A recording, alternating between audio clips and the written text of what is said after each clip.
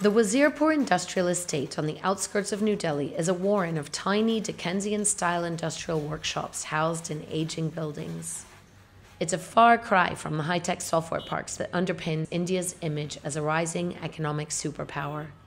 Small informal factories like these account for a large proportion of the Indian economy, especially when it comes to jobs.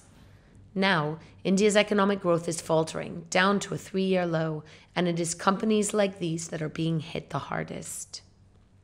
Jagbir Singh, who makes metal compacting machines, blames his woes on 2 policies that Prime Minister Narendra Modi touts as his biggest achievements: last year's dramatic cash ban and India's new value-added tax system intended to curb tax evasion.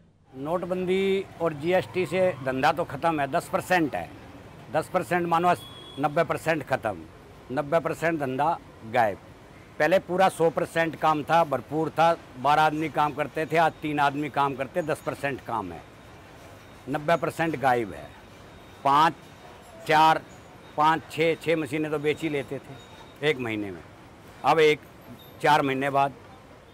India's vast small enterprise sector is a legacy of its socialist-era policies which obstructed the growth of larger companies.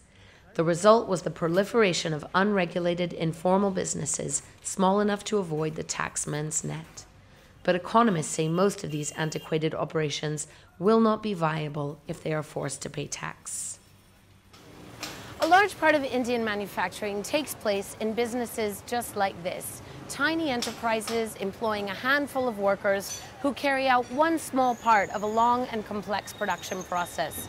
But it is precisely these kind of enterprises that have been so hard hit over the last year.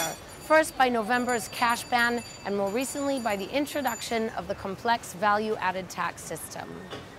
हम जैसे तो खत्म है छोटे आदमी, छोटा तो कोई भी बिजनेसमैन हो, सब खत्म है, वो काम ही नहीं कर पाएगा, चाहे वो जीएसटी ले ले ना ले ले, खत्म है वो, धंधा बंद हो गया, कुछ और देखेंगे 35-37 साल से, तो इसके बाद मेरे को बुढ़ापे में कौन उठेगा, किसी लाइन में जाऊंगा तो मेरे को कौन उठेगा।